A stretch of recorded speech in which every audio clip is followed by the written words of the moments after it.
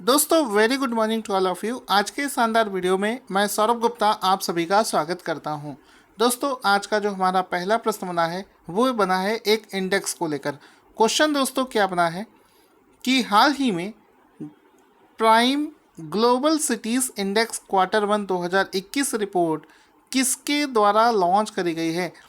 तो आंसर हो जाएगा, इस रिपोर्ट को हाल ही में नाइट फ्रैंक नाम से एक ऑर्गेनाइजेशन है जिसके द्वारा इस रिपोर्ट को लॉन्च किया गया है। तो ऑप्शन नंबर ए इसका राइट आंसर हो जाएगा। अब ये जो रिपोर्ट है इसमें क्या चीज़ें दर्शाई जाती हैं। इस रिपोर्ट में पूरी दुनिया के जितने भी फेमस सिटीज़ हैं वहाँ पर लग्जरी रेजिडेंशियल जो प्रॉपर्टीज़ हैं उनके रेट में क्या बदलाव हुए हैं उसको लेकर ये रिपोर्ट बनाई जाती है। यानी कि किसी भी सिटी में जहाँ पर सबसे ज़्यादा महंगी ज़मीन होगी वहाँ पर उसकी रैंक उसकी पहली रखी जाएगी। तो इस प्रकार से इसको बनाया जाता है। ये आप देख सकते हैं नाइट फ्रैंक नाम से ये ऑर्गेनाइजेशन है जिसने इस रिपोर्ट को जारी किया है। और जैसा कि मैंने आपको एक फ़ोटो भी लगा रखा है कि वो प्रॉपर्टीज़ रेजिडेंशियल प्रॉपर्टीज़ के रेट कौन से सिटी में कितने ज़्यादा हैं उसको लेकर ये रैंकिंग तैयार करता है। इसी प्रकार से क्वेश्चन बनेगा इसी से रिलेटेड कि prime global cities index quarter 1 2021 में बेंगलुरु को कौन सा स्थान प्राप्त हुआ है। तो आंसर हो जाएगा कि बेंगलुरु को इस लिस्ट में 40वां स्थान प्राप्त हुआ है। ऑप्शन नंबर सी इसका राइट आंसर हो जाएगा कि इस लिस्ट में बेंगलुरु को 40वां स्थान प्राप्त हुआ है। तो ऑप्शन नंबर सी इसका राइट आंसर हो जाएगा कि बेंगलुरु को 40वां स्थान प्राप्त हुआ है। अब इसमें हम लोग देखेंगे कि इंडिया के टॉप 3 सिटीज़ जिसको इसमें शामिल किया गया है। न्यू दिल्ली को 32वां रैंक मिला है, मुंबई को 36वां और बेंगलुरु को इसमें 40वां स्थान प्राप्त हुआ है। अगर हम लोग वर्ल्ड वाइड देखें तो चाइना का शेंज़ेन पहले स्थान पर आता है जहां पर सबसे ज़्यादा महंगी ज़मीन है। दूसरे नंबर पर आता है सांघाई और तीसरे स्थान पर आता है गुआंगझोऊ। ठीक है, तो ये 3 शहर जो हैं ये टॉप के 3 पोजीशन पर आते हैं। आज का अगला प्रश्न बना है कि एम.के. स्टैलिन ने किस राज्य के मुख्यमंत्री पद की हाल ही में शपथ ग्रहण करी है। तो आंसर हो जाएगा तमिलनाडु। ऑप्शन नंबर 20 का राइट आंसर हो जाएगा तमिलनाडु राज्य की यहाँ पर एम.के. स्टैलिन ने शपथ ली है। ऑप्शन नंबर 20 का राइट आंसर हो जाएगा। यहाँ पर आपको बताना चाहूँगा कि किसी भी राज्य के मुख्यमंत्री को जो शपथ है वो उस राज्य के जो राज्यपाल होते हैं उनके द्वारा दिलाई जाती है। तो तमिलनाडु के जो राज्यपाल हैं बनवारी लाल पुरोहित उनके द्वारा उन्हें पद की शपथ जो है दिलवाई गई है। साथ ही साथ में ये एम.के. स्टैलिन है ये कौन सी पार्टी के प्रमुख हैं। इनकी पार्टी का नाम है DMK यानी कि द्रविड़ मुनेत्र कड़गम। ये इसकी पार्टी का नाम है जिसके ये मुखिया हैं और ये बने हैं राज्य के मुख्यमंत्री। इसके अलावा जो राज्यपाल है किसी भी राज्य का वो मुख्यमंत्री को जो अपॉइंट करता है ये भारतीय संविधान में कौन से अनुच्छेद में लिखा है। तो भारतीय संविधान का जो अनुच्छेद 164 है वो राज्यपाल को शक्ति देता है कि वो मुख्यमंत्री को उसके पद की शपथ दिलवा सकता है, उसको अपॉइंट कर सकता है। तो ये यहाँ पर आपको याद रखना है। चूँकि दोस्तों बात यहाँ पर तमिलनाडु की हुई है तो तमिलनाडु से जुड़ा हुआ स्टैटिक जीके रिवीजन कर लेते हैं। तमिलनाडु में कौन सी रामसर साइट है। तो तमिलनाडु में मात्र एक रामसर साइट्स है जिसका नाम है Point Calimere wild life and bird sanctuary. ये वहाँ की एक रामसर साइट है। इसके अलावा भारत में इस समय कुल रामसर साइट्स की संख्या कितनी है। तो आंसर हो जाएगा भारत में फरवरी 2021 तक कुल रामसर साइट्स की संख्या है 42। फरवरी के बाद में किसी भी नई रामसर साइट्स को अनाउंस नहीं किया गया है, लास्ट फरवरी में अनाउंस किया गया था। तो इस समय भारत में कुल रामसर साइट्स की संख्या है 42। अब बात करें नेशनल पार्क। तो तमिलनाडु में कौन कौन से नेशनल पार्क हैं। पहला है गुइंडी नेशनल पार्क, दूसरा है gulf of Mannar national park, Indira sanctuary, Mudumalai national park, Mukurthi national park, Palani hills national park. ये सभी नेशनल पार्क तमिलनाडु में स्थित हैं, जो कि एग्ज़ाम के लिए मोस्ट इम्पॉर्टेंट है। आपको बताना चाहूँगा इस समय भारत में कुल नेशनल पार्क की संख्या है 104, ये भी आपको याद रखना है। अब तमिलनाडु के कुछ डैम्स को डिस्कस कर लेते हैं। मेट्टूर डैम, सोलानियार डैम, उसके बाद में है भवानी सागर डैम। ये तीनों जो हैं तमिलनाडु में स्थित हैं, ये भी एग्ज़ाम में पूछा जा सकता है। अगर न्यूक्लियर पावर प्लांट की बात करें तो एग्ज़ाम में बार बार पूछा जाता है कुडांकुलम न्यूक्लियर पावर प्लांट जो है ये भी तमिलनाडु राज्य में स्थित है, ये भी एग्ज़ाम में आपसे पूछा जा सकता है। अगला क्वेश्चन बनेगा कि हाल ही में आरबीआई ने देश में कोरोना वायरस की स्थिति को देखते हुए स्वास्थ्य सुविधाओं को मई 2021 में कितने करोड़ रुपए के कर्ज देने की घोषणा करी है। तो देश का जो हेल्थ इंफ्रास्ट्रक्चर है उसके लिए आरबीआई ने 50,000 करोड़ रुपए, ऑप्शन नंबर 20 का राइट आंसर हो जाएगा कि 50,000 करोड़ रुपए देने की घोषणा हाल ही में आरबीआई ने करी है देश में कोविड-19 की सिचुएशन को देखते। तो ऑप्शन नंबर 20 का राइट आंसर हो जाएगा। और ये जो पैसा है इसको वैक्सीन मैन्युफैक्चरिंग में, वैक्सीन के ट्रांसपोर्टेशन में, उसके निर्यात में, साथ ही साथ में मेडिकल इक्विपमेंट्स बनाने में इसका इस्तेमाल किया जाएगा। अगला प्रश्न है, नासा के अंतरिक्ष यान जिसका नाम है पार्कर सोलर प्रोब ने किस ग्रह से एक प्राकृतिक रेडियो सिग्नल की खोज करी है। तो आंसर हो जाएगा ऑप्शन नंबर ए, यानी कि शुक्र ग्रह से उसने एक नए प्रकार के प्राकृतिक रेडियो सिग्नल की खोज करी है। दोस्तों ये बहुत बड़ा क्वेश्चन है, आपको अभी लग रहा होगा छोटा क्वेश्चन, ये बहुत ही बड़ा क्वेश्चन है, बहुत ही इंपॉर्टेंट क्वेश्चन है। यहाँ पर नासा, अमेरिका की जो स्पेस एजेंसी है नासा, वो सूर्य का अध्ययन करने के लिए उसने एक मिशन लॉन्च किया था 2018 में जिसका नाम है पार्कर सोलर प्रोब। तो ये जो मिशन है, इस मिशन के दौरान पे ये जो पार्कर सोलर प्रोब है जब अपने मिशन के दौरान पर चलते हुए जा रहा था तो अचानक से इसने क्या देखा कि उसको शुक्र ग्रह, ये मान लीजिए हम लोग मान लेते हैं ये शुक्र ग्रह है, कि शुक्र ग्रह से एक रेडियो सिग्नल आ रहा है बहुत तेज, और रेडियो सिग्नल मिलने से ये यहाँ पर इसको रेडियो सिग्नल मिला, ये यहाँ पर शुक्र ग्रह के काफ़ी करीब से निकलने पर इसको एक रेडियो सिग्नल प्राप्त हुआ है, जो कि साइंस के हिसाब से एक बहुत बड़ी खबर है। तो यहाँ पर ये जो रेडियो सिग्नल है ये क्यों आया, कहाँ से आया, इसका पता अभी लगाया जा रहा है। तो ऑप्शन नंबर ए इसका राइट आंसर हो जाएगा कि शुक्र ग्रह से ये रेडियो सिग्नल हाल ही में प्राप्त हुए हैं, जो कि चर्चा का विषय बना हुआ है।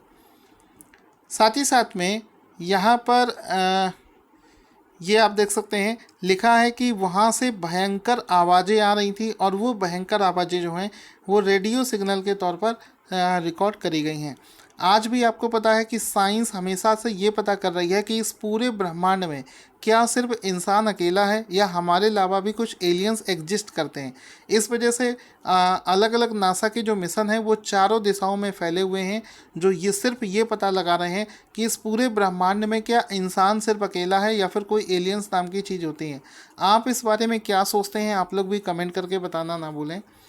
साथ ही साथ में ये जो शुक्र ग्रह है इसको पृथ्वी की जुड़वां बहन के रूप में भी जाना जाता है, एग्ज़ाम में पूछा जाता है। नोट, अगर हम लोग बात करें कि जो पार्कर सोलर प्रोब है ये तो अमेरिका की कंपनी नासा का एक सूर्य के लिए मिशन है। क्या इंडिया की कंपनी इसरो जो है ये सूर्य के लिए कौन सा मिशन कर रही है, उसका नाम है आदित्य 11 मिशन, और इस मिशन को वर्ष 2022 में लॉन्च किया जाएगा। तो ये इंडिया का सूर्य का अध्ययन करने के लिए मिशन है जिसका नाम है आदित्य 11 मिशन। अब हम लोग समझते हैं पार्कर सोलर प्रोब मिशन के बारे में। इसको लॉन्च किया गया था 12 अगस्त 2018 को, ठीक है। इसका उद्देश्य क्या था, इसका उद्देश्य था, मिशन का उद्देश्य सूर्य का जो ऊपरी वातावरण है उसका अध्ययन करना इसका मिशन का लक्ष्य है। नासा का एक प्रोग्राम चल रहा है जिसका नाम है लिविंग विद अ स्टार, इस प्रोग्राम के तहत ही इसको लॉन्च किया गया है। आगे चलते हैं। चूँकि दोस्तों इस क्वेश्चन में शुक्र ग्रह, जिसको इंग्लिश में वीनस प्लैनेट बोलते हैं, इसके बारे में डिस्कशन हुआ है, तो इसको थोड़ा सा देख लेते हैं कि ये सौर मंडल का सबसे ज़्यादा चमकीला ग्रह है, सबसे ज़्यादा लाइट किया करता है, सबसे ज़्यादा रेडिएशन इससे निकलता है। बुध ग्रह के बाद में सूर्य से दूसरा सबसे निकटतम ग्रह है, सबसे पास में बुध है, उसके बाद में शुक्र है। साथ ही साथ में ये एक पॉइंट मैं आपको पहले से बता चुका हूँ, एग्जाम में पूछा जाता है कि पृथ्वी की सिस्टर प्लैनेट, पृथ्वी की जुड़वा बहन कौन से ग्रह को बोला जाता है, तो ये शुक्र ग्रह को बोला जाता है, क्योंकि इसका जो मास है द्रव्यमान है और इसका आकार जो है लगभग पृथ्वी के शेप के बराबर है, वेट के बराबर है। इस वजह से वीनस प्लैनेट को पृथ्वी की जुड़वा बहन माना जाता है। इस ग्रह को मॉर्निंग स्टार और इवनिंग स्टार के नामों से भी जाना जाता है। इसका रोटेशन किस तरीके से होता है? इसका जो रोटेशन है ये अपनी धुरी पर पूर्व से पश्चिम की ओर घूमता है, ये भी आपको पता होना चाहिए। शुक्र ग्रह का कोई उपग्रह यानी कि चंद्रमा नहीं होता है, ये भी आपको पता होना चाहिए। शुक्र ग्रह के लिए सबसे पहले मिशन को सोवियत संघ ने वनेरा नाम से किया था, वनेरा 3 नाम से इसका मिशन किया गया था। हाल ही में अगर आप न्यूज़ को फॉलो करते होंगे तो शुक्र ग्रह के वातावरण में फास्जीन गैस मिली है। कौन सी गैस मिली है? फास्जीन। तो शुक्र ग्रह के प्लैनेट पर फास्जीन गैस का पता लगा है और इस खोज के साथ में वहाँ पर जीवन की उपस्थिति का भी पता लगाया जा सकता है। क्वेश्चन बनेगा कि कनाडा के ड्रग रेगुलेटर हेल्थ ने किस कंपनी के द्वारा बनाई गई बच्चों के लिए विश्व की पहली कोरोना वैक्सीन को मंजूरी दे दी है? तो आंसर हो जाएगा इसमें फाइज़र। हाल ही में फाइज़र ने बच्चों के लिए कोविड की एक वैक्सीन बनाई है, जिसमें कि हाल ही में लगभग 2600 बच्चों पर इसका एक्सपेरिमेंट किया गया था, जो कि सक्सेसफुल रहने के बाद में कनाडा का जो ड्रग रेगुलेटर है उसने इस वैक्सीन को मंजूरी प्रदान कर दी है। ऑप्शन नंबर 20 का राइट आंसर हो जाएगा। दोस्तों आपको बताना चाहूँगा, जैसा कि आप लोगों ने न्यूज़ पर देखा होगा कि कोविड की तीसरी वेव जो आएगी उसमें सबसे ज़्यादा इफेक्ट बच्चों को पड़ेगा, क्योंकि कोविड का जो पहला वेव था उसमें 50 साल से ऊपर के जो लोग थे उनको इफेक्ट किया था। उसके बाद में कोविड का जो दूसरा लहर इस समय चल रहा है ये नई एज के लोगों का ज़्यादा इफेक्ट कर रहा है। तो अनुमान लगाया जा रहा है कि तीसरा जो इसका लहर होगा वो बच्चों को बहुत ज़्यादा इफेक्ट करेगा। तो बच्चों के लिए वैक्सीन डेवलप करना बहुत ज़रूरी था। तो हाल ही में फाइज़र ने कनाडा देश में इसको मंजूरी प्रदान कर दी गई है। ऑप्शन नंबर 20 का राइट आंसर हो जाएगा। ये जो वैक्सीन है ये 12 से 15 साल के बच्चों पर टेस्ट करी गई है। लगभग 2260 बच्चों पर इसका ट्रायल किया गया है, जो कि सही साबित हुआ है। इनमें से किस दिवंगत अभिनेता की फ़ोटो बंगाली स्कूल की टेक्स्ट बुक में शामिल कर दिया गया है?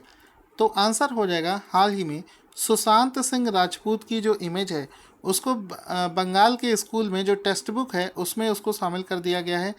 बंगाल की जो टेक्स्ट बुक है उसमें एक छोटा सा चैप्टर है जिसमें इंसानों के बारे में डिस्कशन किया गया है। वहीं पर सुशांत सिंह राजपूत का एक टेलीविज़न पर एपिसोड आता था पवित्र रिश्ता, वहाँ से इसकी एक फैमिली फ़ोटो निकालकर इसको यहाँ पर लगाया गया है। तो ये पश्चिम बंगाल में ऐसा किया गया है। क्वेश्चन बनेगा कि हाल ही में चौधरी अजीत सिंह का निधन हो गया है, वे किस राजनीतिक दल के संस्थापक थे? तो चौधरी अजीत सिंह राष्ट्रीय लोक दल, ऑप्शन नंबर 20 का राइट आंसर हो जाएगा, आरएलडी के संस्थापक हैं। ऑप्शन नंबर 20 का राइट आंसर हो जाएगा। यहाँ पर अजीत चौधरी का फोटो देख सकते हैं, जिनका हाल ही में कोविड की वजह से निधन हो गया है। साथ ही साथ में चूँकि एक पॉलिटिकल पार्टी के फाउंडर हैं, तो यहाँ पर हम लोग कुछ पॉलिटिकल पार्टीज उनके फाउंडर्स के नाम देखते हैं। ऑल इंडिया तृणमूल कांग्रेस, इसके फाउंडर का नाम है ममता बनर्जी। बहुजन समाज पार्टी के फाउंडर का नाम है कांसी राम। भारतीय जनता पार्टी को फाउंड किया था श्यामा प्रसाद मुखर्जी ने, उस समय इसका नाम हुआ करता था भारतीय जनता संघ। बाद में अटल बिहारी वाजपेयी और एल.के. अडवाणी ने भारतीय जनता पार्टी का गठन किया था। इंडियन नेशनल कांग्रेस का गठन किया था ए.ओ. ह्यूम, जिसको एलन ऑक्टेवियन ह्यूम के नाम से जाना जाता है। क्वेश्चन बनेगा कि हाल ही में किसे वर्ष 2021 के लिए अलाइन पैच ग्लोबल विजन पुरस्कार प्रदान किया गया है? आंसर हो जाएगा गीता मित्तल। तो ऑप्शन नंबर ए इसका राइट आंसर हो जाएगा कि गीता मित्तल। हाल ही में गीता मित्तल को align patch global vision award से सम्मानित किया गया है? ऑप्शन नंबर ए इसका राइट आंसर हो जाएगा। यहाँ पर गीता मित्तल का फोटो देख सकते हैं जिनको हाल ही में इस अवार्ड से सम्मानित किया गया है। गीता मित्तल इस समय है क्या? गीता मित्तल जम्मू और कश्मीर के उच्च न्यायालय में पूर्व मुख्य न्यायाधीश रह चुकी हैं। इस बार ये जो सम्मान है ये कुल मिलाकर 2 लोगों को दिया गया है। पहला गीता मित्तल और दूसरा जो नाम है वो है मार्गेरीटा लूना रामोस। उनको भी इस अवार्ड से सम्मानित किया गया है। ये जो पुरस्कार है ये पाने वाली पहली भारतीय न्यायाधीश बनेगी गीता मित्तल। साथ ही साथ में इस पुरस्कार की इस्टेब्लिशमेंट को 2016 में इंटरनेशनल एसोसिएशन ऑफ विमेन जज IAWJ के द्वारा इसकी स्थापना करी गई थी। आगे चलते हैं, इंटरनेशनल एसोसिएशन ऑफ विमेन जज के बारे में समझते हैं। इसकी अध्यक्ष का नाम है वेनेसा रुइज। इसकी स्थापना 1991 में हुई थी और इसका जो हेडक्वार्टर है वो है वाशिंगटन DC USA में।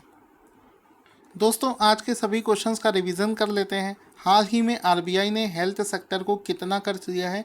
50,000 करोड़ रुपए इसका राइट आंसर हो जाएगा।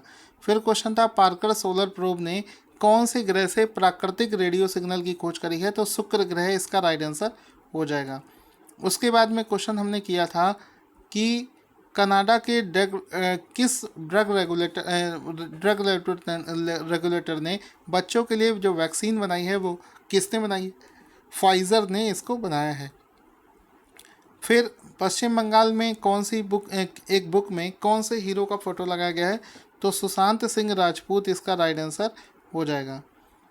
प्राइम ग्लोबल सिटीज़ इंडेक्स में किसके द्वारा जारी की गई है? नाइट फ्रैंक ने जारी किया है। इसमें बेंगलुरु की रैंक कौन सी है? 40 इसकी रैंक आई है। फिर अजीत चौधरी कौन से दल के संस्थापक हैं? राष्ट्रीय लोकदल इसका राइट आंसर हो जाएगा। अलाइन पैच ग्लोबल विजन पुरस्कार किसे दिया गया है? तो गीता मित्तल इसका राइट आंसर हो जाएगा। उसके बाद में है MK स्टालिन ने किस राज्य के मुख्यमंत्री पद की शपथ ली है? आंसर हो जाएगा तमिलनाडु इसका राइट आंसर हो जाएगा। उसके बाद में आज के ये सारे क्वेश्चंस फिनिश होते हैं। आज का क्वेश्चन जिसका आंसर आपको देना है स्क्रीन पर आपको दिख रहा है। जल्दी से अपना आंसर कमेंट बॉक्स में लिखना ना भूलें। Thank you for watching this awesome video.